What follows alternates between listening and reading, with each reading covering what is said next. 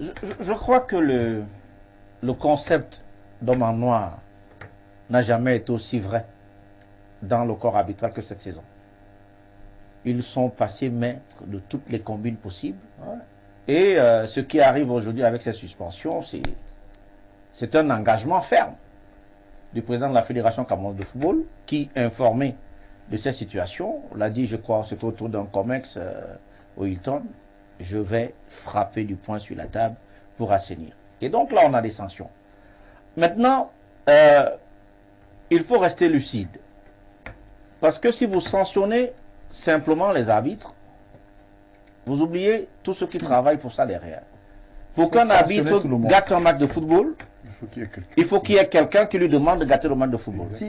Ça peut être parce qu'il a un intérêt peut-être avec une organisation qui fait dans les matchs de football.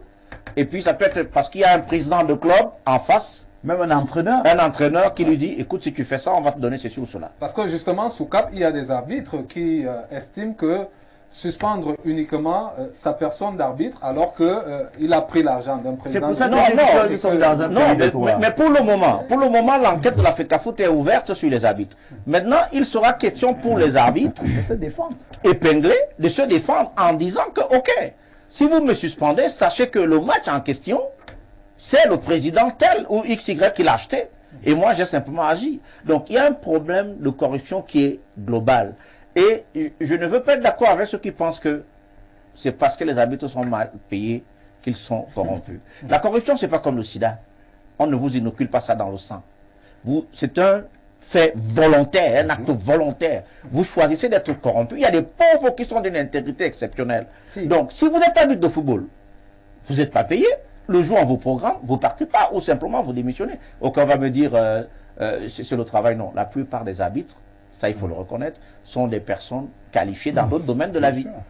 La plupart, policiers et autres, ici au Cameroun. Donc, ils ne peuvent pas se targuer de ne rien avoir. Donc, si la FECAFOOT ne les gère pas bien, le coach Manga parlait, ils ont une association qui peut faire pression sur la Fédération camerounaise de football afin que les salaires soient payés. International Alioum Sidi. Voilà. Donc, à partir du moment où ils ne l'ont pas fait, et ils vont dans les matchs et se permettent de les truquer. Bon, moi j'ai un souci, je ne sais pas si les gens se rendent compte au Cameroun de l'importance du football. Ce n'est pas bien de reconnaître cette importance démesurée du football dans une république, mais il faut l'avouer qu'à l'ère du renouveau national, le football est un facteur important, un facteur ciment de l'unité. C'est celui qui nous donne de la joie. Là où les gens piétinent les décisions de justice comme au ministère des Sports, le football nous donne un peu de joie avec les matchs. Donc quand les arbitres censés diriger les matchs pour cette joie-là, pour que cette joie-là soit pérenne, se permettent d'entrer dans des combines, il faut qu'ils soient frappés. Donc les sanctions qui ont été prises à la Fédération camerounaise de football, on a envie de dire bravo, mais comme Maître le disait, je sors par là, il ne faut pas que ce soit seulement certains, il faut que ce soit tous ceux qui sont susceptibles, qui sont trempés, il faut que tout le monde passe à la trappe. D'accord. Alors Marion, avec vous,